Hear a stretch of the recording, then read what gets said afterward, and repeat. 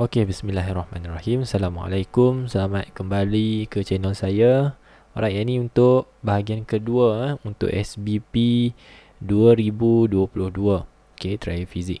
Kita sambung dengan soalan 21. Alright, dalam soalan 21, Rajah 15 menunjukkan sinar cahaya yang selari. Ni sinar cahaya selari Alright, yang ditumpukan pada titik fokus F selepas melalui sebuah kanta cembung. Okey, ni kanta cembung lah. So, apabila cahaya tersebut melepasi kanta cembung, cahaya-cahaya tersebut mengalami pembiasan dan kemudiannya terfokus. Okey, converge to a point. Okey, terfokus pada satu titik. Titik itulah kita panggil dia sebagai titik fokus dengan simbol F besar. Tu titik fokus ya. Alright. Jadi ini tak ada masalah apa-apa lah. Kalau by teori kita tahu kanta cembung memang sifatnya memfokus. Okay, jadi semua cahaya akan jatuh di atas titik fokus lah. Right. Tengok apa kehendak soalan. Apakah yang berlaku pada panjang fokus apabila kanta cembung yang lebih tebal digunakan? Okey. Mana panjang fokus? Panjang fokus adalah jarak daripada axis kanta atau tengah kanta kepada titik fokus. Ini panjang fokus. Kalau titik fokus adalah titik, panjang fokus adalah jarak. Focal length. So, apa berlaku pada focal length ni? Kalau kanta yang digunakan adalah kanta yang lebih tebal. So bila kanta lebih tebal, belajar-belajar, bila kanta cembung yang lebih tebal, maksudnya curvature di bahagian luar ni jadi semakin besar lah. Itu menyebabkan pembiasan berlaku pada sudut yang lebih besar. Sudut yang lebih dekat lah. Jarak pembiasannya menjadi lebih dekat. Bermaksud the converging part dekat sini mungkin berada dalam area yang lebih pendek daripada asal daripada asal. So bila tebal bermaksud titik fokus menjadi lebih hampir kepada kanta. Titik fokus menjadi lebih hampir kepada kanta. Itu juga membawa maksud bahawa panjang fokus juga akan menjadi semakin pendek. Panjang fokus menjadi semakin pendek. So untuk soalan 21 ni jawapannya adalah B, bola, lebih pendek. Alright. Kita teruskan dengan soalan 22. Right, dalam soalan 22, satu objek diletakkan pada jarak 60 cm dari kanta cekung. Dekat sini objek diletakkan pada jarak, bermaksud ni maklumat U, jarak objek daripada kanta adalah U, 60 cm. Kemudian dengan panjang fokus, maksudnya panjang fokus untuk kanta cekung adalah 30 cm. Panjang fokus bersimbolkan F kecil. F kecil lah. Tapi pelajar, sila perhatikan ataupun make sure you alert that this is a concave lens. Concave lens, nilai F-nya mestilah bertanda negatif. Yang ni awak kena alert dia bagi kanta cekung concave. Concave, nilai F-nya adalah bernilai negatif. So, nanti bila awak ganti, awak kena letak tanda sama dengan negatif 30 ya. 30 cm. So, tanda negatif ni sebab concave lens. Kalau soalan ni bagi convex lens, kalau convex lens, maka nilai panjang fokusnya positif. Hati-hati. Dekat sini memungkinkan jawapan awak akan jadi salah. Kerana sign tersebut lah nanti bila masuk dalam calculation ada beza lah kan. Kalau awak buat positif dengan negatif, confirm lain lah jawapan dia. Alright. Apa soalan dia? U dah ada, F dah ada. apakah ciri-ciri imej yang terbentuk oleh kanta tersebut. So awak boleh pilih cara yang sedikit sukar, iaitu dengan melukis. Bila nak melukis, awak perlu lukis dengan bacaan yang sebenar lah, skala sebenar kan. 60 cm, 30 cm, which is sedikit sukar. Bukan tak boleh, sedikit sukar lah. Okay. So untuk selesaikan soalan ni, pertama kita mungkin dalam satu bentuk hafalan concave lens ni ada satu cara melukis sahaja. Concave lens, ingat lagi tak bentuk concave lens? Concave lens macam ni, bentuknya roughly macam ni kan. Dia ada satu cara melukis saja, dan setiap kali kita lukis, tak kira di mana kita letak objek, kita pasti dapat image yang tegak. Image tu confirm tegak.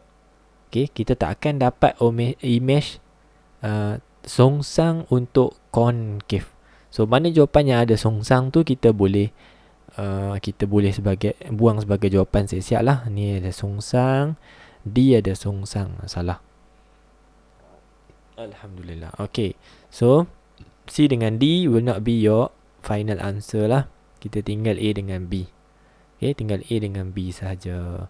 So macam mana kita nak work this out? Macam mana kita nak solve this question?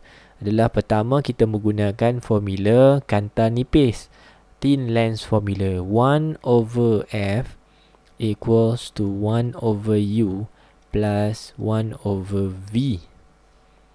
Okay, and because of kita nak cari image punya karakteristik, kita sedang mencari V. We are going to find V, termasuklah. Okay, 1 per F. 1 per, ingat ya, F dia bertanda negatif. So, negatif, nak letak bawah boleh, letak depan boleh. 30. 1 per 30 dengan tanda negatif. U berapa? U 60. So, 1 per 60. Okay, tambah 1 per V. So, daripada sini kita susun semula. Susun apa? Kita letak 1 per V di depan. 1 per V di depan. Kita bawa yang ni pergi kiri. Kita tinggallah 1 per 30 tolak 1 per 60. Baik, daripada sini tekan kalkulator dulu pelajar untuk sebelah kanan. Kerana sebelah kiri masih lagi kekal 1 per V. Ingat ya, kekal 1 per V. Saya highlight kat sini. Dan kita tulis semula 1 per V. Dekat sini pelajar selalu buat kesilapan bahawa bila awak tulis semula di bahagian bawah ni, awak dah tinggal dia, atau awak dah tersilap bahawa yang ni tolak ni sama dengan V. Tak, dia masih lagi 1 per V. Kita copy sahaja dan tulis semula di bawah. Okay, tekan kalkulator untuk bahagian kanan. Negatif 1 per 30 tolak 1 per 60. Awak akan dapat negatif juga 1 per 20. Okay, kerana negatif ni milik di bawah tu, maka kalau 1 per V adalah negatif 1 per 20, V adalah negatif 20. Kita ambil yang bawah. Sebab yang ni kita pergi ke atas, dia jadi V per 1. V per 1 adalah V lah. Yang ni pun kita shift juga ke bawah dengan atas. So, yang 1 pergi bawah, 20 pergi atas. Negatif 20 per 1 adalah negatif 20 lah. Apa-apa saja yang per dengan 1 adalah nombor bulatnya yang di atas tu. So, kita simplify macam ni lah. V sama dengan negatif 20 cm. Daripada sini pelajar, awak dapati bahawa V awak bernilai negatif. This is the clue kepada karakteristik yang awak akan jawab sebentar lagi. V awak bernilai negatif. That give you a clue that your image is virtual, maya. Dalam buku teks ada. Kalau V negatif, virtual. Kalau F negatif, itu adalah kanta concave. Okay. Cek balik awak punya nota. Kalau tak ada, salin, hafal. Okay, dan faham. F negatif bermaksud kanta tu kanta cekung. V negatif bermaksud image tu adalah image maya, virtual. So, that only. Terus awak akan dapat jawapan kepada soalan ni lah, which is B. Virtual upright. Okay, yang ni real upright. Tinggal satu bahagian lagi yang belum dibuktikan lah. Belum dibuktikan. Macam mana kita nak buktikan bahawa image ni dikecilkan, diminished? Okay, is by comparing U and V. U and V. Ataupun through the formula of linear magnification. Pembesaran linear, M sama dengan modulus of V bahagi U. Modulus maksudnya semua nilai jawapan M nanti kita akan positifkan. So V awak berapa tadi? V negatif 20 bahagi dengan 60.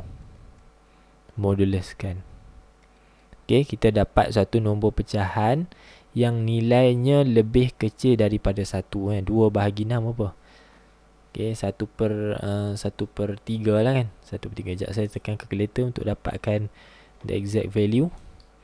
2 bahagi 6 dalam pecahan is how much? 0.3. So dia tak ada negatif sebab kita moduluskan. So nilai M sama dengan 0.3, which is M adalah lebih kecil daripada 1. Okay, M lebih kecil daripada 1 merujuk kepada dikecilkan. Kalau M sama dengan 1, sama saiz, M lebih besar daripada 1, magnified. Okay, tu boleh rujuk semula dalam nota lah. Hujung-hujung ni pastikan semua benda ni bertulis. Boleh terus hafal lah. Boleh pause, boleh terus hafal. Kalau awak dapat M linear magnification 1, ini maksudnya same size. Kalau awak dapat M lebih kecil daripada 1, ini maksudnya dikecilkan, diminish. Kalau awak dapat M lebih besar dari 1, contohnya M sama dengan 2, maksudnya 2 kali ganda lah, dibesarkan, magnified, digandakan. Magnified. Bukan digandakan, sorry, dibesarkan. Gandakan macam banyak pula kan. Okay, ini untuk linear magnification. Soalan ni memerlukan awak mengira dan tafsir jawapan awak tu dari segi nilai dan juga dari segi tanda negatif dan positifnya. Okey, saya harap awak dapat kuasai lah ni, kerana ni soalan yang saya boleh kata kerap diuji. Okey, kerap diuji. Okey, boleh pause dulu, boleh hafal lah kan. Alright, 23, Rajah menunjukkan seorang budak menarik troli dengan daya F. Ni daya yang ditarik oleh budak ni lah, seorang budak ni. Alright, soalan tanya, which component of the force move the cart forward? Okay, forward bagi budak ni adalah ke belah kiri sebelah sinilah, sebelah kiri. Alright, so daya yang menyebabkan cart tu dapat ditarik ke kiri adalah M, direct answer lah. So M will be a force in which in the horizontal component. Kita panggil dia horizontal component of F. Okay, so untuk dapat M ni basically kita akan cari dengan nilai M sama dengan F cos theta, dengan sudut di sini theta lah. Okay, horizontal component. Kenapa bukan J? J adalah vertical component. L adalah the weight of this cart. K adalah the frictional force, which is all wrong lah. Tidak terlibat, tidak menyebabkan objek itu bergerak pada arah kiri.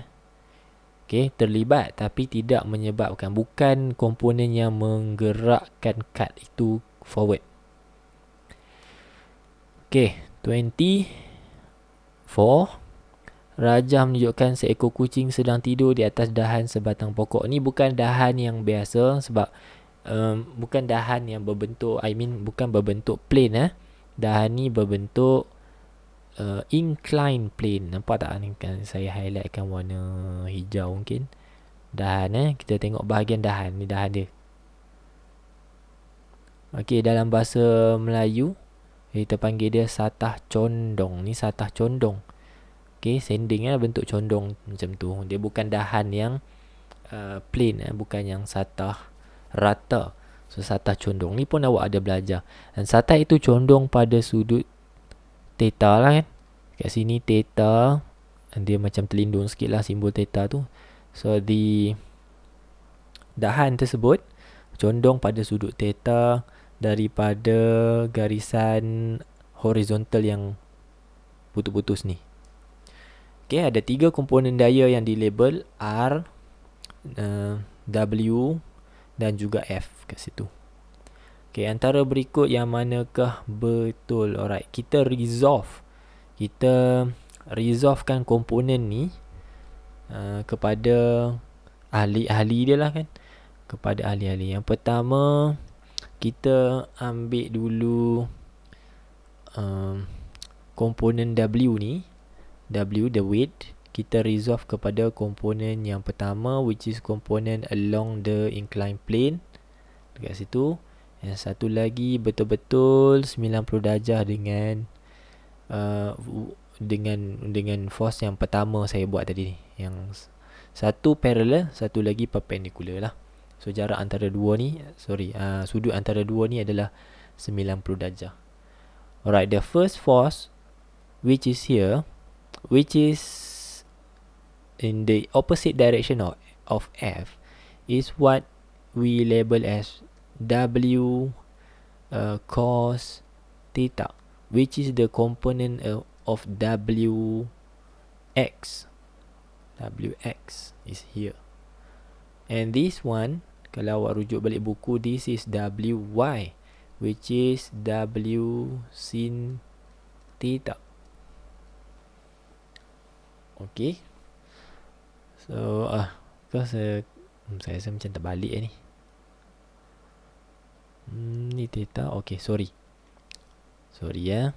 Ada pembetulan which is involving the cos and sin. Okay, kalau kita nak rujuk semula, kita tengok sudut theta ni ya. Sudut theta ni adalah bersamaan dengan sudut ini. Ni, this is how I check. This is how I sense yang saya tengah buat silap lah. Sudut theta ni adalah bersamaan dengan sudut ini. Kalau kita belajar, kita resolve force kepada komponennya. Kalau yang ni force, sini theta.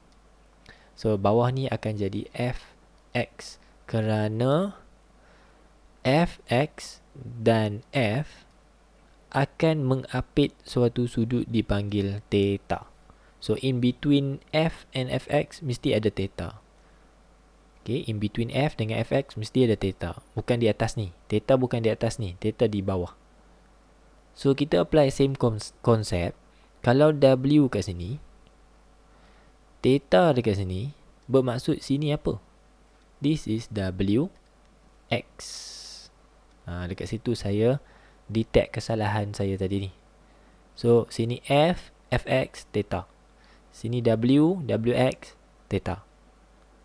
So here down here is Wx, which is W cos theta.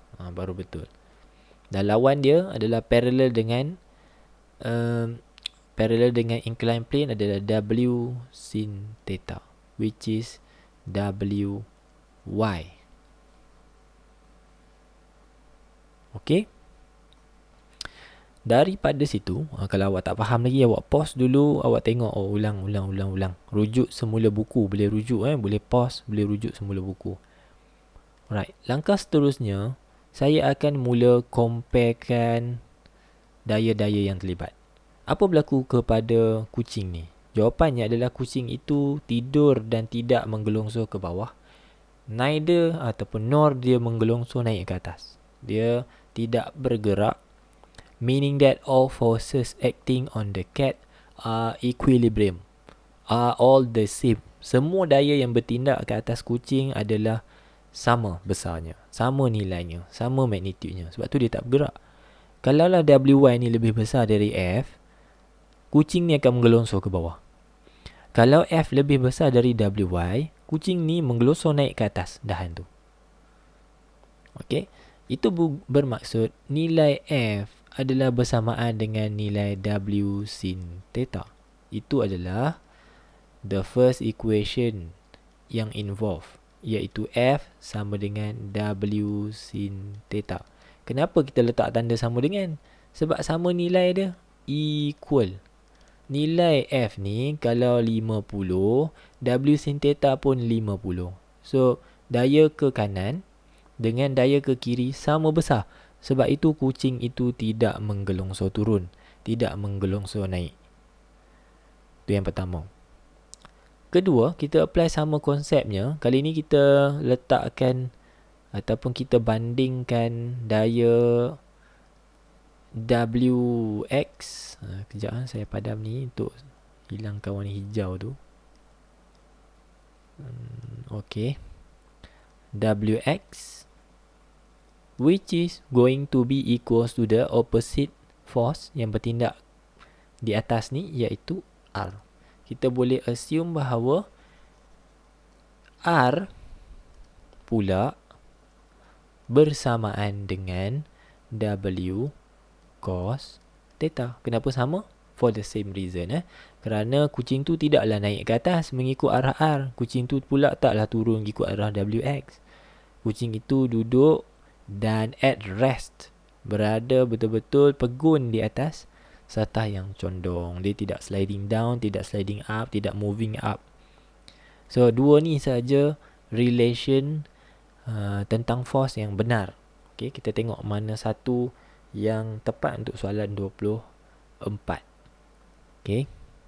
So, jawapan dia F sama dengan W sin theta lah. F sama dengan W sin theta, which is D. Jawapan D yang lain-lain tu semua tak betul. Contohnya macam R sama dengan W cos theta. Sini salah ni. R sama dengan W sin theta, salah. Yang ni W cos theta sepatutnya sama dengan R. Okay, ini tajuk inclined plane pelajar. Kalau nak rujuk semula dalam buku, tajuk inclined plane kita resolve kepada komponen WX and WY. Alright. Terus ke soalan 28. Raja menunjukkan spring yang serupa dalam 4 susunan. Satu beban berjisim sama diletakkan di atas spring itu. Okey, ni semua beban-beban ni semua jisimnya sama. Contohlah 1 kg ni sekg lah semua. Tapi apa bezanya adalah susunan spring. Yang ni guna 2 spring, yang ni guna 1 spring. Ini 2 spring juga dalam 2 tingkat Yang ni combination 1 spring bawah 2 spring. Soalan tanya apa ni? Susunan spring manakah akan menghasilkan mampatan yang paling besar? Mampatan paling besar merujuk kepada spring mana yang boleh compress more lah. Ini soalan direct lah kan.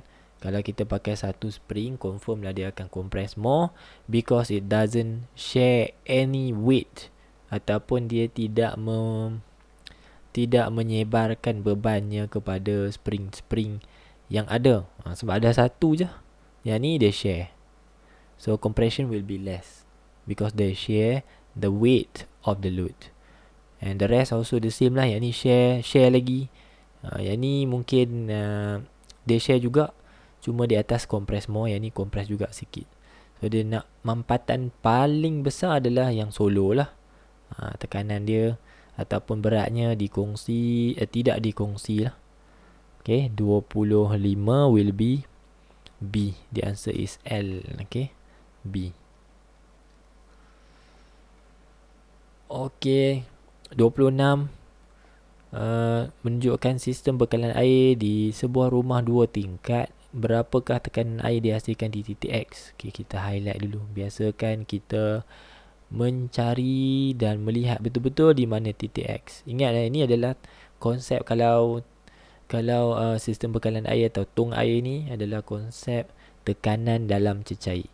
Okay, tekanan dalam cecair merujuk kepada formula P sama dengan rho GH. Tu ada 3 faktor yang mempengaruhi tekanan dalam cecair, iaitu density, ketumpatan cecair, G adalah gravitational field strength, kekuatan medan magnet, dan H adalah kedalaman. Faktor di sini kita sudah dibekalkan dengan G. Kita dah tahu dah G kita 9.81 sebab berlaku di bumi. Density sudah diberi 1000. H je kita belum tentukan kerana ada beberapa bahagian yang berlabel pada rajah 19 yang belum tentu lagi adalah H. Kita nak ganti yang mana? Ganti semua ke? Tambah semua ke? Macam mana? So ingat pelajar, sentiasalah buat garisan begini. Daripada titik yang diberi, yang kita nak cari, garis macam tu melintang, kita cari aras permukaan air. Kerana kedalaman diukur dari permukaan. Kita nak tahu kolam tu dalam ke cetek, laut tu dalam ke cetek, kita kena tahu dasar di mana, permukaan air di mana. So kita ukur sebenarnya dari dasar air kepada dari permukaan air kepada titik point di mana kita nak cari tekanan tu. This is the real depth. Bukan real depth lah, nanti saya sebut real depth buat keliru dengan tajuk refraction pula kan. Inilah kedalaman untuk kes ni. Kedalamannya daripada sini ke sini, which is bukan 2, bukan 18, bukan 9. So kita kena buat matematik sikit lah. Okay, diberi daripada bawah dasar tangki ni kepada pipe yang paling bawah 18 meter, sini 9 meter. Maka baki di sini saja, daripada sini ke sini adalah 18 tolak 9. Betul So kita dapat 9 meter. Kita tinggallah baki di atas ni berapa? 2 meter. So sebenarnya H adalah 9 campur 2, which is 11 meter. Itu sahaja, 11 meter. Bukan semua-semua ni lah, bukan tambah tolak suka-suka hati So ganti di situ 1000 darab 9.81 darab dengan 11. Okay, directly awak akan dapat jawapan nombor 26 adalah C, 107.910 Pascal. Ingat soalan ni pun kerap keluar. Awak kena pastikan awak tahu di mana titik yang awak sedang cari, dan daripada titik tu kita ukur jaraknya sehingga ke permukaan, surface of water. Bukan kita ukur sini. Kadang pelajar kan, saya tunjuk yang salah juga sebab awak kadang ada misconception kan. Bukan awak je lah, ramai. Awak ukur yang ni sebab dalam kan, awak ukur yang ni. Salah, tak betul. Dalam ke cetek ke benda tu, kita sebenarnya ukur daripada permukaan. Contoh ni kolam. Ada penyelam kat sini. Okay, berapakah tekanan yang dialami oleh penyelam tersebut? Dia pun bagi yang ni. Dia bagi yang ni 10 meter, sini 2 meter. Awak pun kira-kira awak ambil yang ni 2 meter sebab awak kira dari dasar kolam kepada diver. Tak betul. Mesti daripada diver kepada surface. Ingat keyword dia, permukaan, surface. Right. Terus ke 27. Dalam rajah 20 menunjukkan satu mangkuk penyedut yang digunakan untuk mengangkat sekeping kaca. Okey. Yang ni suction cup suction cup. Dia tekan perbuatannya adalah menekan suction cup ni terhadap kaca. So apa berlaku dalam konsep suction cup ni? Bila awak tekan di suction cup, ruangan yang berisi udara di dalam suction cup akan menolak udara tu keluar daripada kawasan itu. Dia mangkuk, tahu mangkuk? Macam ni mangkuk, yang ni cermin. Okay, bila awak tekan mangkuk tu akan penyet dan mengeluarkan udara di bahagian tepi ni. Okay, lepas tu dia penyet. Apabila udara dilepaskan, dikeluarkan, tekanan di dalam suction cup menjadi rendah. Tekanan menjadi rendah sebab apa? Apabila udara dipaksa keluar, maka tinggallah sedikit saja udara di dalam cup ni. Udara dengan bilangan yang sikit menyebabkan collision berlaku lebih sedikit dan tekanan berkurang. Apa yang ada kat luar ni adalah tekanan atmosfera. So disebabkan tekanan di dalam menjadi rendah berbanding tekanan atmosfera, tekanan yang tinggi akan menolak ke arah tekanan yang rendah. So sebab PATM dah apparently jadi lebih besar, bukan dia meningkat, dia lebih besar dari pressure di dalam, So tekanan atmosfera akan menekan suction cup ni ke arah cermin. Dari semua arah dia tekan. Sebab itulah suction cup ni boleh melekat. Okay. So because of tekanan di dalam ni jadi lebih rendah, tekanan atmosfera jauh lebih besar dari tekanan di dalam cup. So kita pilihlah jawapan yang tepat bagi soalan 27. Jawapannya adalah A lah, tekanan atmosfera lebih besar dari tekanan di dalam suction cup. Okay. Yang ni mungkin pelajar akan ada misconception dekat jawapan C lah. Tekanan tak boleh sama sebab kita menolak udara keluar daripada cup. Okay. Menolak udara keluar. Bila udara sikit, tekanan sikit. Okay, tekanan sikit. Macam kita pump tayar basikal kan. Kita mengepam udara masuk. Bila kita pump udara masuk, udara jadi banyak dalam tayar tu. Bila udara banyak dalam tayar, bermaksud pelanggaran antara molekul udara jadi lebih kerap dan tekanannya tinggi. Tayar jadi inflated lah. Tayar jadi keras. Itulah vice versa kepada soalan 27 ni. 28. A worker in a company uses instrument called manometer. Okay, manometer bukan barometer. Manometer. Apa fungsi manometer ni? Soalan direct lah. Manometer fungsinya mengukur tekanan gas. Bagi pelajar yang tak tahu bentuk manometer, dia bentuk U tu kan. Dia bentuk U macam ni. Lepas tu di hujung ni kita letak punca ataupun sumber gas. Lepas tu kita letak sama ada merkuri ataupun liquid lain lah untuk mengukur. Kemudian kita ukur lah H dia. Bila dapat H dia ataupun beza ketinggian aras antara turus merkuri, kita masukkan dalam formula P sama dengan rho GH. Ni H dia ni. Dapatlah nilai tekanan. Tekanan ni bukan untuk ukur tekanan atmosfera. Tekanan atmosfera adalah menggunakan barometer. Okay, barometer. So untuk manometer adalah tekanan atmosfera. Tekanan gas, manometer. Alright, 29. Seekor angsa berjisim 500 gram di permukaan air. Okey, apa jadi pada angsa ni? Angsa ni tenggelam ke bawah ke? Ataupun moving up ke dalam air? Tak kan? Dia maintain dekat position dia, which is kita panggil sebagai float, terapung. Float. So untuk menghasilkan float, daya bertindak ke atas angsa mestilah sama besar. Maksudnya daya ke atas dan daya ke bawahnya mestilah sama besar. Daya ke bawah kita tahu berat angsa tu. Dan mesti menyamai satu daya yang bertindak di dalam air. Ini saya label di bawah, label di atas kan. Sebenarnya awak kena label di bawah. Saya nak tunjuk opposite tu dulu. So, kenapa kita label di bawah? Kerana daya tujah atau daya apungan yang bertindak itu berada di dalam air dalam kes ni. So nilai W mestilah menyamai dengan FB. Barulah berlakunya apungan, terapung. Kalau angsa tu menyelam, maksudnya nilai weightnya lebih besar daripada FB. So because of float, daya dia mesti samalah atas dengan bawah. Right, 29 jawapannya ayam. Sama dengan buoyant force. Okay, berat sama dengan buoyant force. 30.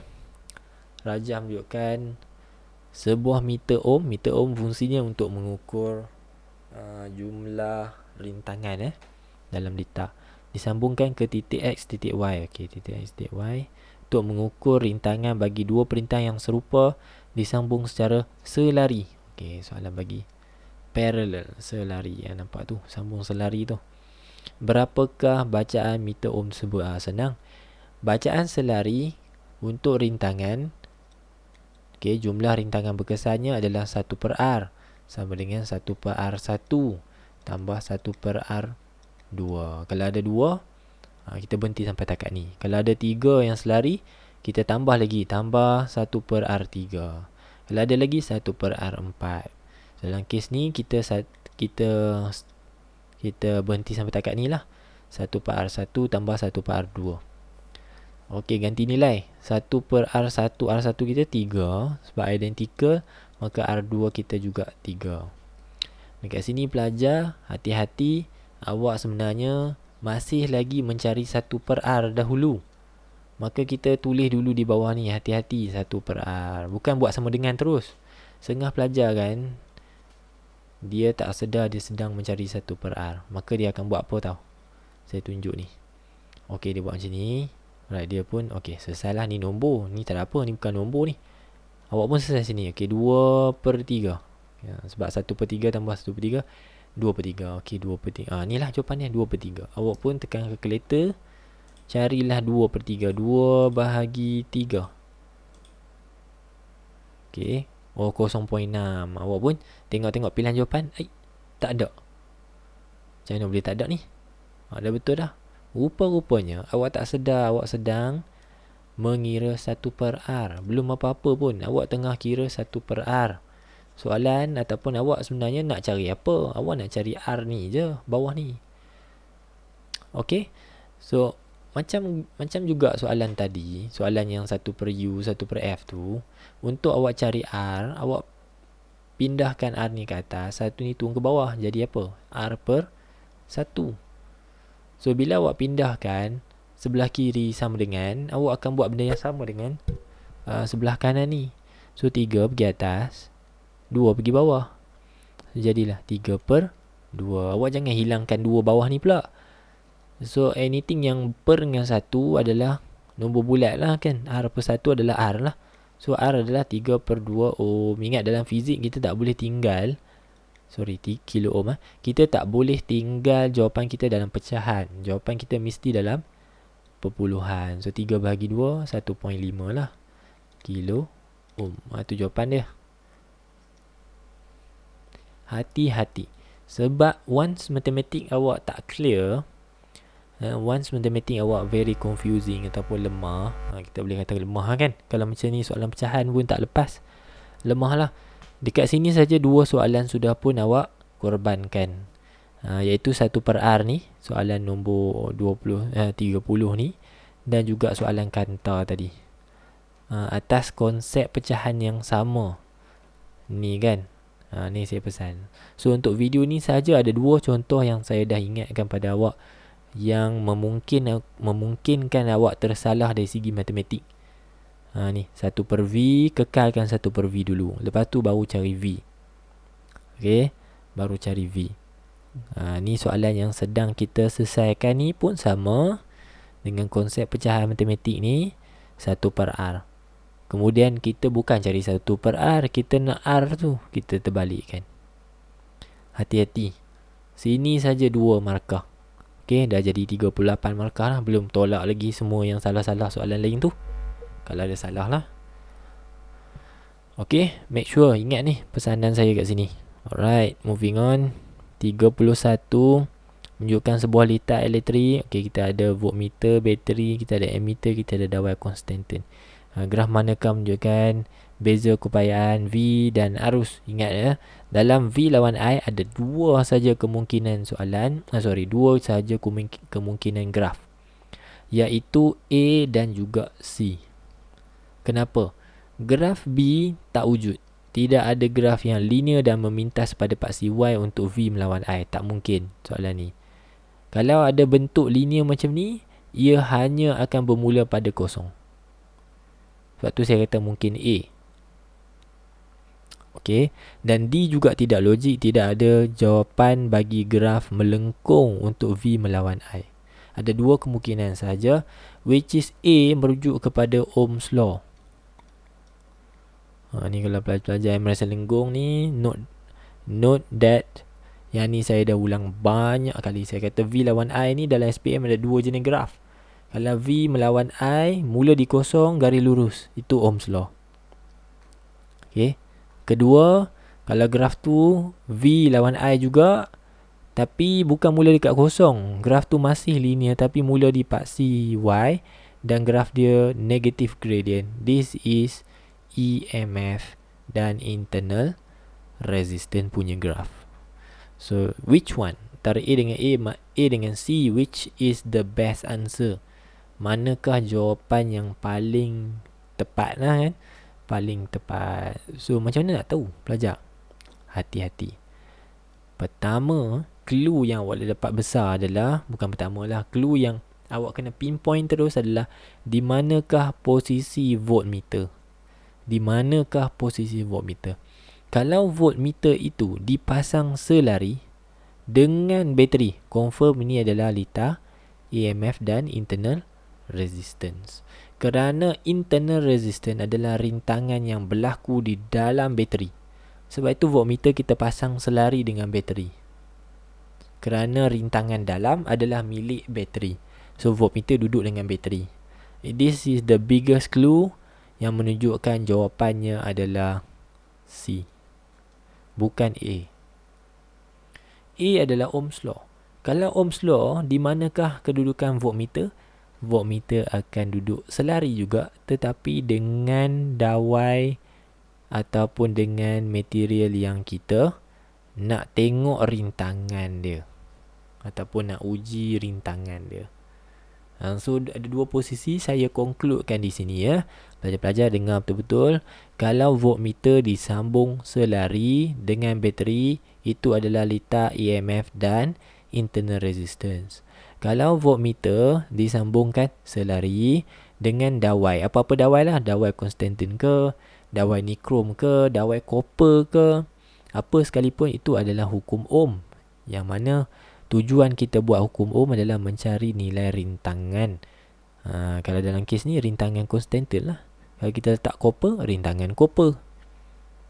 Dua ni hadamkan. Pause video ni, hadamkan. Kedudukan voltmeter sangat penting. Voltmeter tu kita pasangkan dengan siapa? Kalau dengan bateri, okey, bateri dan bateri ada apa? Ada rintangan dalaman. Okey, itu adalah rintangan dalaman dengan EMF punya litar. Kalau dengan dawai, kita nak cari rintangan dawai tu. Okey, ini adalah rintangan dawai merujuk kepada Ohm's Law. This is soalan yang cantik lah kan. Soalan yang sangat cantik lah. Dia boleh mengelirukan awak lah kalau awak punya foundation tak strong. Awak tak boleh bezakan di manakah setup atau macam manakah setup Ohm's Law dengan setup EMF circuit dia. Right. 32, rajam menunjukkan peralatan elektrik yang digunakan oleh seorang pengguna. Okey, dia bagi dah power rating dan juga tempoh masa. Kalau kita perhatikan tempoh masanya semua sama. Maksudnya apa-apa alatan yang kita jadualkan ni, power rating dia berbeza, cuma kita guna pada tempoh masa yang sama. Okey, tempoh penggunaannya sama. Alright, soalan tanya apa? Peralatan elektrik manakah yang menggunakan tenaga paling tinggi? Tenaga elektrik dikira dengan formula P darab T. P merujuk kepada power. Power tu apa? Kuasa. T adalah apa? Time. Time tu apa? Masa. Kuasa darab masa. So disebabkan masa semuanya sama, maka kita nak tengok alatan elektrik yang paling besar tenaganya, yang paling banyak guna tenaganya, merujuk kepada kuasa lah. Faktor yang kedua, masa ni semua dah sama dah, 10 minit. So kita pilihlah kuasa yang paling besar sebab dia nak tenaga paling tinggi. Cari tengok kuasa paling besar. 1000. Jangan tak tahu pula yang berunit watt ni semua kuasa lah ni. Awak tengok sama cikgu, 240. 240 volt ni adalah beza keupayaan. So yang paling besar adalah 1800 merujuk kepada ceret elektrik. Okey, ceret elektrik. So jawapan bagi soalan ni adalah C lah, ceret elektrik. Okey, next. 33 menunjukkan Raja 24 menunjukkan sebuah magnet digerakkan menjauhi satu solenoid. Okey. So bila kita gerakkan menjauhi, bermaksud medan magnet, kepunyaan magnet ni saya lukislah sebahagian daripada medan magnet. Kepunyaan magnet kekal ni. Roughly So kita lukis daripada north pergi south. So apa berlaku adalah bila kita gerakkan menjauhi, some of the magnetic field, medan magnet kepunyaan magnet bar ini dipotong, cuts by the solenoid. Apa berlaku? Apa kita panggil sebagai arus aruhan. Terhasillah arus aruhan. Induce EMF and induce current. Arus aruhan dan juga EMF aruhan, DGE aruhan, bahasa Melayu kan. So soalan tanya, antara penerangan berikut manakah mempengaruhi magnitude DGE yang teraruh? Okey, manakah akan influence the magnitude of induced EMF? Pertama adalah laju. Lagi laju kita potong, lagi cepat berlakunya pemotongan, maka lebih banyak induced EMF. Satu betul. Kutub, salah. Kutub mana pun kita masuk atau keluarkan, tidak mempengaruhi tidak mempengaruhi. Masih menghasilkan induced EMF yang sama besar nilai dia. Okey, ketiga, kekuatan. Kalau kita pakai stronger magnet, of course kita akan end up dengan jumlah magnetic field yang lebih banyak. Kalau kita nak lukis kan, magnetic field line akan jadi lebih banyak, lebih rapat. Itu maksudnya magnetic field dia lebih kuat. Okey, nombor 3 betul. Nombor 4, kita tambahkan bilangan lilitan. Confirm. Lagi banyak bilangan lilitan, lagi banyaklah pemotongan medan magnet yang berlaku. So 1, 3, 4 B. Next, 34. Rajah 25 menunjukkan sebuah transformer unggul. Pelajar, tolong highlight perkataan transformer unggul, atau bahasa Inggeris kita panggil ideal transformer. Kemudian kita terus tulis supaya kita tak lupa. Kita tulis terus. Apa maksud transformer unggul? Transformer yang ada efisiensi sama dengan 100%. Efisiensi di sini bermaksud power yang kita bekalkan akan sama dengan power yang kita hasilkan. Kalau kita kata di sini di sebelah kanan transformer ni adalah power output. Macam mana saya tahu power output sini? Macam mana saya tahu? Sebab dia kita sambungkan kepada bulb. Kita nak guna bulb ni. Sini ada power supply. So this will be the input part. This is the output part.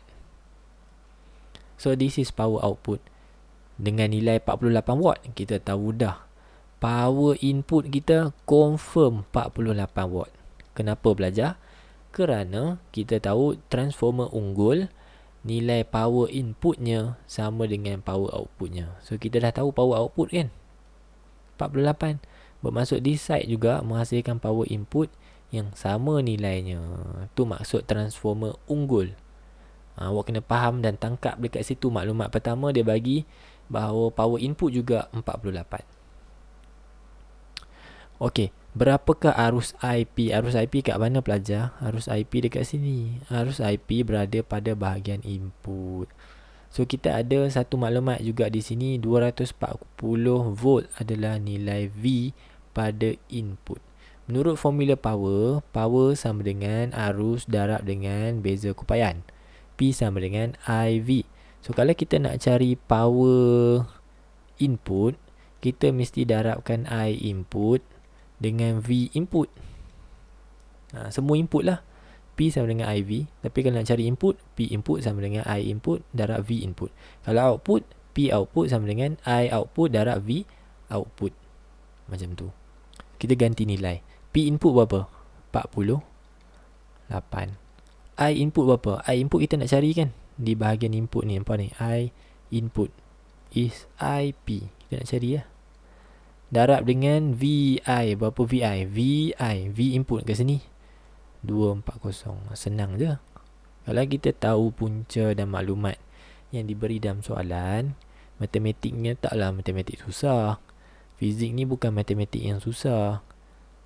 Jadi rugilah kan kalau kita tak boleh read between the lines. Okay, 48 bahagi 240.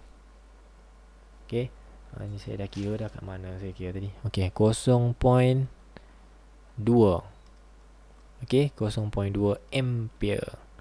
So jawapannya ingatlah keyword pada soalan ni adalah awak mesti tahu bahawa soalan tengah bagi awak ideal transformer, bermaksud power input sama dengan power output. Kalau dia bagi output 48, maksudnya power input juga 48. Okay, from there on awak work out from there lah. Awak selesaikan daripada situ, masuk dalam formula P sama dengan IV. P sama dengan IV. Ganti-ganti nilai, bahagi, dapat jawapan, InsyaAllah. Alright. Ni juga soalan famous. Transformer unggul kerap keluar. Kalau tengok pasir 2021 pun kerap. Right, moving on to 35. Rajah 26 menunjukkan penghasilan sinar katod dalam tiub vacuum. Apa tu sinar katod? Cathode ray is a fast moving elektron. Elektron yang berhalaju tinggi. Kat mana? Ni kat sini. Bila kita bekalkan power supply 6 volt terhadap tungsten ni, tungsten ni akan menjadi panas lalu menghasilkan elektron. Okay, elektron cas apa? Negatif. Cas negatif tertarik kepada plate positif anod. So apa berlaku? Elektron tu bergerak dan dipecutkan kepada anod. Elektron tu dipecutkan dengan laju yang tinggi. So itulah kita panggil sebagai cathode ray. Cathode ray is a fast moving electron. Allah, kenapa tak keluar pula ni? Fast moving elektron. Main mana elektron tu? Main daripada cathode. Kenapa pula dia dipecutkan dengan laju pada anode? Sebab dia bercas negatif, tertarik kepada positif terminal. Okey, 35. Manakah ciri bagi sinar cathode? Bercas positif? Salah. Sebab elektron kan? Salah. Bercas negatif? Betul. Okey, light rays produced by heated anode? Salah. Cathode. Okay, light rays produced by heated cathode. Sinar light ray produced. Okay, yang ni macam betul. Light ray produced by heated cathode. Ni tak ada. Ni elektron. Okay, tak cukup lengkap lah. Yang dipecutkan kepada anode. Itu baru betul. This D answer will simply refers to electron. Yang kita hasilkan adalah elektron lah. Okay, next. 36. Lita manakah menyebabkan siren berbunyi apabila berlaku kebakaran? Kebakaran ni melibatkan suhu panas, hot. Dan bila kita tengok dalam rajah, dia melibatkan automatic switch. Ini semua automatic switch yang disambungkan berasaskan transistor. Ini transistor ya, pelajar. Pertama sekali, soalan yang ada 4 lita ni, awak kena pilih lita ni. Kita nak cancel jawapan-jawapan yang salah dari segi susunan bateri dengan transistor. Contoh macam ni Ni terminal positif. Saya tengok soalan A dulu Pilihan jawapan A. Ni terminal positif kan? Arus akan keluar ke sini. Pergi sini. Masukkan ni. Betul tak dengan arah anak panah ataupun diode dalam transistor? Betul lah kan? Lalu dia flow kat sini dia boleh complete the circuit. Okey, ni calon. Calon bukan jawapan, ni calon. Okey. Kita pergi bawah dia, B pula. Betul lah ni. Harus keluar ke sini, sini. Okey, ni calon juga. Jangan pangkah jawapan ni. Jangan pangkah. So kita ada dua yang berkemungkinan Okey, tengok C pula. C pula. Okey tak? Okey juga. Okey, calon. How about D? Tengok D. Negatif. Bawah ni positif. Okey, harus keluar ke ni. Pergi sini. Pergi sini. Alamak, bertembung. Okey, ni bukan jawapan dia. Kita boleh cancel off di situ dulu. Kita nak minimizekan pilihan jawapan kita melalui cara ni lah. Melalui method ni. Kita panggil apa? Elimination. Tapi awak kena yakin kan? Kena yakin bahawa arus tu, kena tahu bahawa arus keluar melalui terminal positif. Nanti kan awak pakai nak cancel je, tak tahu arus tu keluar daripada terminal positif. So kalau bertembung dengan ni, kita panggil reverse bias. Tak mungkin lah berfungsi.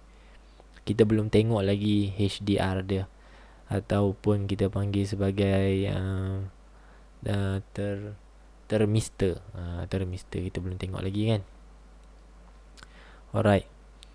So C juga kita boleh pangkah kerana kita punya variable resistor kita berada di litar base. Dia sepatutnya antara sini dengan sini je.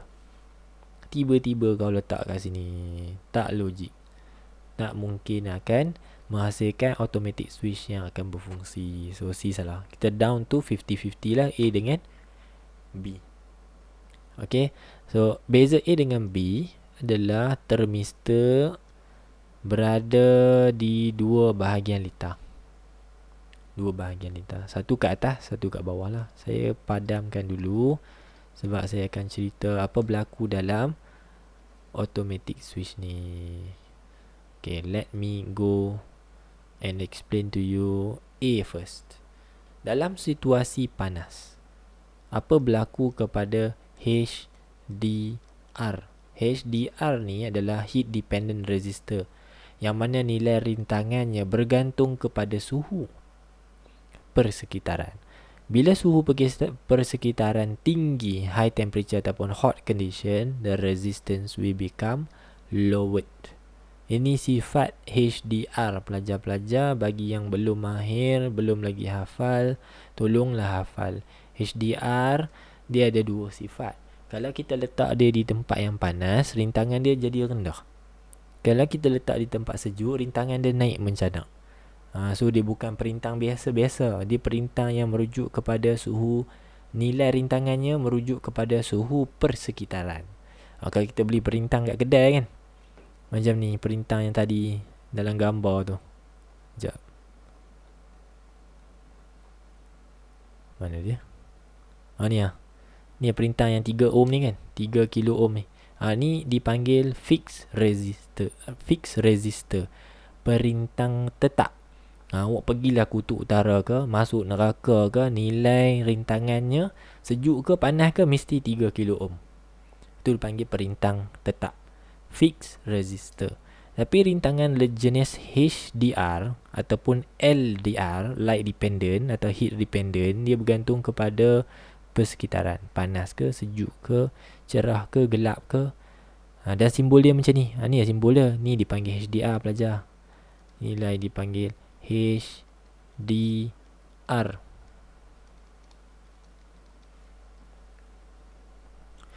Kalau awak baru tengok soalan ni, awak tak tahu bila masa belajar benda ni kan, awak tolong tengok dekat playlist, pergi cari video yang saya buat explanation berkaitan dengan Swiss Automatic. Saya ada buat video pasal ni.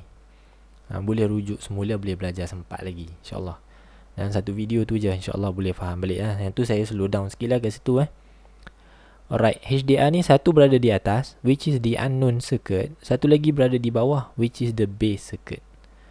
Okay, awak kena tahu sebelah kiri ni kita panggil dia potential divider circuit. Potential divider.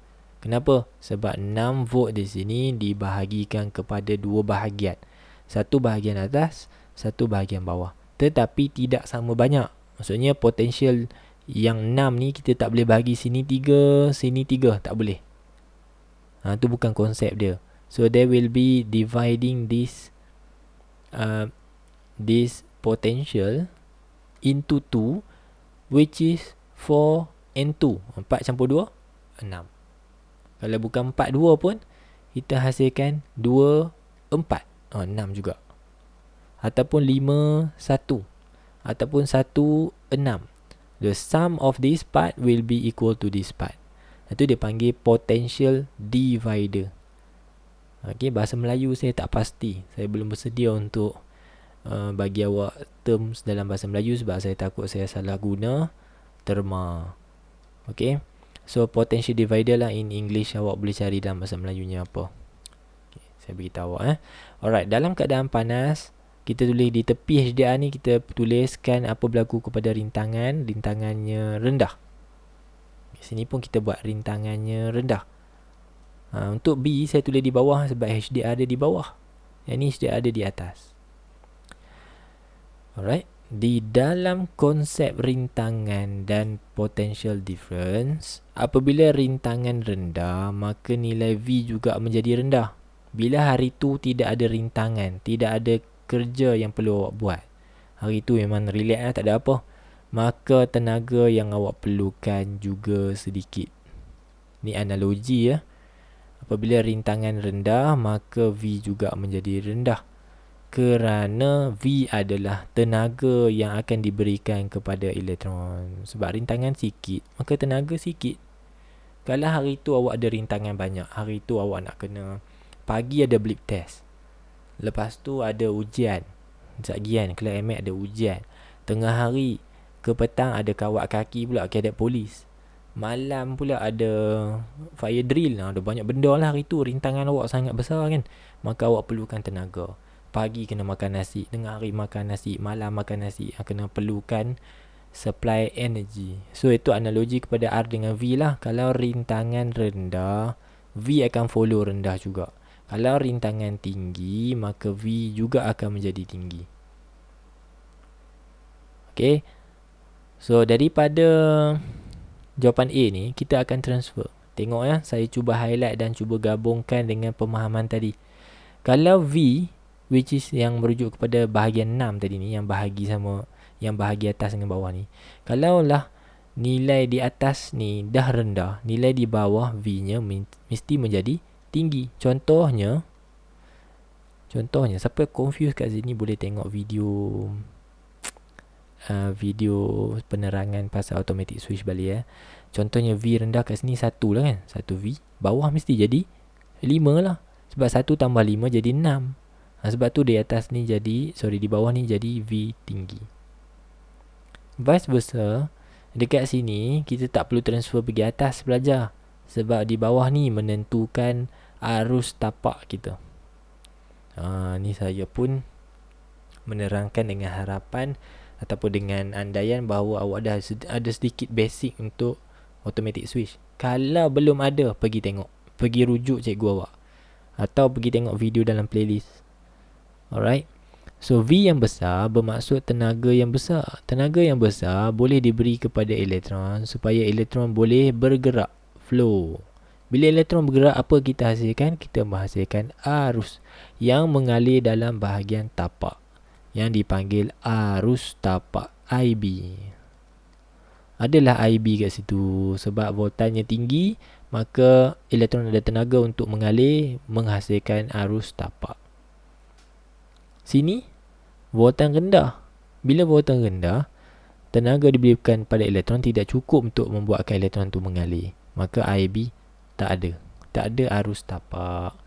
Bila tidak ada arus tapak, pelajar-pelajar, arus daripada kolektor IC ni dia cuba nak masuk dalam transistor. Tapi dia perlukan jambatan. Saya gunakan istilah jambatan sebab saya suka istilah tu. Tu tujuan tu sebab dia lah. So IC dia nak lintas tau pergi sini. Dia nak complete the circuit, menyebabkan siren ni hidup. Tapi dia perlukan IB. Bila IB tak ada, jambatan ni tak wujud. Maka IC tak boleh nak crossover dan complete the circuit. Sebaliknya berlaku di A. Apa berlaku di A adalah IC dia mengalir, dia cuba masuk, dan bila IB ada, jambatan ini wujud.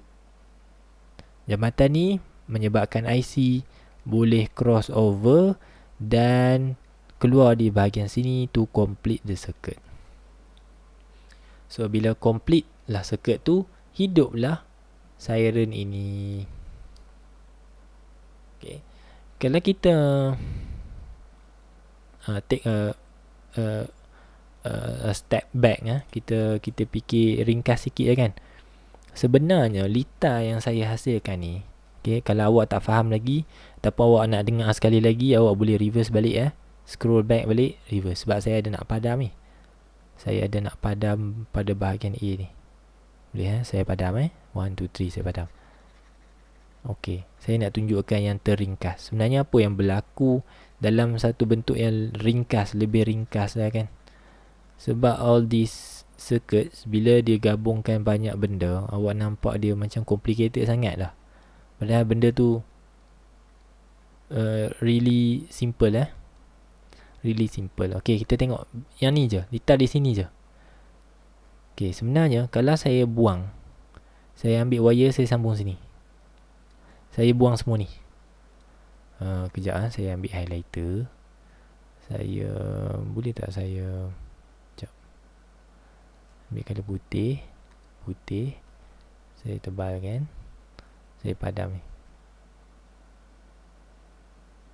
Saya buang transistor. Saya buang bahagian-bahagian lain HDR dan juga perintang di bawah tu. Saya buang. Ni saya nak bagi awak satu psikologi bahawa automatic switch ni tajuk senang je. Okey, tinggal banyak ni. Apa jadi pada siren? Kalau ini saja yang tinggal, apa jadi kepada siren? Hidup ke tak hidup? Confirm hidup lah. Arus keluar, masuk dalam siren, masuk dalam litar ni, sambung, complete the circuit. Hiduplah siren tu. Bunyilah dia siren tu. Tapi bila siren tu bunyi? Soalan yang kedua. Bilakah siren tu bunyi? Jawapannya bunyi setiap masa. Every time. Awak sambung je, dia hidup lah. Sampailah bateri tu habis voltan dia. Dia hidup. This is not automatic switch. Ni bukan switch automatic. Kita nak dia hidup bila panas. Dia mati ataupun dia tak hidup dalam keadaan suhu biasa ni ataupun sejuk. Tu datangnya automatic switch. Untuk dia hasilkan automatic switch, that is why kita sambungkan semua-semua benda di sebelah kiri ni. This is all to make sure this siren here works under the influence of temperature, di bawah pengaruh suhu. Itulah dia. Kenapa kita letak semua-semua ni, transistor, LDR, HDR, apa benda ni. Alright. Hopefully kalau yang belum faham ataupun ada memory loss sikit kan, terlupa, ada benda-benda terlupa sikit ni, boleh rujuk cikgu awak. Cikgu awak boleh cerita balik semula, and even better than my explanation lah. Okay. Kalau awak adalah student saya, jumpa saya balik. Nanti Kang kita bincang lah kan. Saya cerita semula lah, no problem. Alright. So jawapan tadi adalah A. Jawapannya adalah A. B tidak berfungsi pada suhu panas. B berfungsi pada suhu sejuk. Dia sejuk dia bunyi. Okay. Macam mana nak tahu sejuk bunyi? Kalau awak tak boleh reka sendiri jawapannya, tak boleh find out, jumpa saya juga. Jumpa cikgu awak. Tak berminat jumpa saya, jumpa cikgu-cikgu lain yang ada berdekatan dengan awak, available, dan awak selesa. Alright, nombor seterusnya 37. Sekejap saya cek OBS saya tu. Okay. Alright, 37. Semasa Perang Dunia Kedua, sebiji bom atom telah dijatuhkan di Hiroshima. Tenaga yang terhasil daripada ledakan bom adalah 1.5 darab 10 kuasa negatif 13. Sekejap, saya besarkan sikit thickness ni. Okay. So tenaga adalah dengan simbol E. Tenaga atom. Berapakah nilai cacat jisim dalam unit AMU ataupun UJA lah. UJA, unit jisim atom. Unit jisim untuk atom-atom, unit jisim yang lebih kecil. Menurut formula Einstein, E equals to mc square. MC kuasa 2. M di sini adalah nilai M yang kita sedang cari, iaitu cacat jisim. So M sama dengan E bahagi C square. Okay. So E tu adalah tenaga yang diberikan dalam soalan 1.5 darab 10 kuasa 13 bahagi dengan C square 3 darab 10 kuasa 8. Jangan lupa kuasa 2 dekat sini pelajar. Selalunya dia tengah gairah untuk ganti, dia terlupa bahawa halaju cahaya mesti dikuasa 2 kan. So daripada sini awak dapati bahawa nilai M awak dapat dengan satu nilai, iaitu mana dah tadi, saya ada catat sekejap. Okay, which is 0.0006. And this answer is not here. Tak berada di sini lah. Okay, ataupun kalau ada pun jawapan tu salah sebenarnya. Kerana M di sini adalah berunitkan kilogram. Ingat bila awak guna formula ni, disebabkan E kita tu dalam joule, unit SI, kita punya speed of light juga dalam unit SI, ms negatif 2. So jawapan akhir kita dalam unit SI lah, kg. So soalan minta apa? Hati-hati, soalan minta dalam unit AMU. Unit AMU ni apa? Kita kena bahagikan jawapan kita semula dengan 1 AMU. 1 AMU equals to this much, 1.66 times 10 to the power of negative 27. Tekan kalkulator macam gitu, barulah awak dapat jawapan akhirnya 37 sebagai D. This one. Sengaja dia letak jawapan ni yang hampir dengan jawapan dalam kilogram tu, untuk mislead your answer lah, untuk tambah confident awak. Tekan dapat lah. Rupa-rupanya awak tak tahu. Sebab tu soalan minta dan jelaskan pada awak, nyatakan jawapan dalam unit AMU. Awak kena bahagi sebab ini daripada kg ke AMU kita bahagi, daripada AMU ke kg kita darab. Alright, tengok video-video yang sebelum ni, ada contoh dia. 38. Jisim awal unsur radioaktif adalah 40 gram dan separuh hayatnya adalah 10 hari. Hitungkan jisim atom radioaktif yang masih tinggal selepas 40 hari. Okey, dalam 40 hari ni ada berapa 10 hari? Ada 4 kali. So kita buatlah 4 kali. 40 1 jadi berapa? 20 2 10 3 5 4 jadi apa? 2.5. Tinggallah 2.5 gram sahaja. Okey, soalan kata calculate the remaining. Ini yang tinggal yang tinggal ataupun yang berbaki. Kalau dia tanya berapakah yang telah mereput, awak kena tolak. Berapakah yang telah mereput, awak kena tolak. 40 tolak 2.5 dapatlah jumlah jisim yang telah mereput. Hati-hati dengan kehendak soalan, pelajar-pelajar. Hati-hati dengan kehendak soalan. Berapakah yang masih tinggal? Masih tinggal kat sini. Masih tinggal kat sini. Yang reput kat sini. 39. Satu jasad unggul yang berupaya menyerap semua sinaran elektromagnet yang jatuh ke atasnya. Ini direct black body. Jawapannya black body. Nombor 40 adalah soalan pengiraan. Satu logam mempunyai fungsi kerja. Fungsi kerja simbolnya W. Disinari dengan cahaya yang mempunyai panjang gelombang. Panjang gelombang simbolnya lambda. So work function dengan lambda. Dia bagi juga maklumat H dan juga maklumat C. Berapakah tenaga kinetik maksimum? Okey, tenaga kinetik maksimum apa simbolnya? K. K max. Menurut formula, E sama dengan K. K pula dah. E sama dengan W. Work function.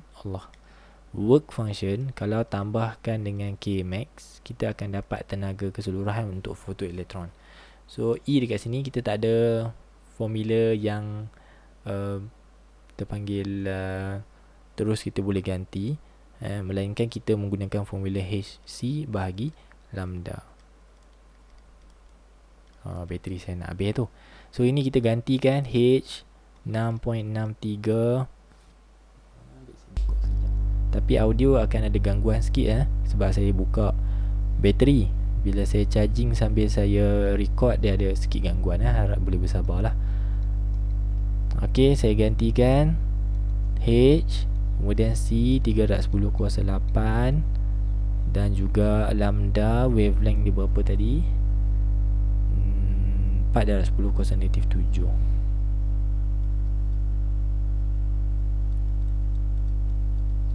Okey, sama dengan W. Berapa work function dia diberi tadi? 3.424.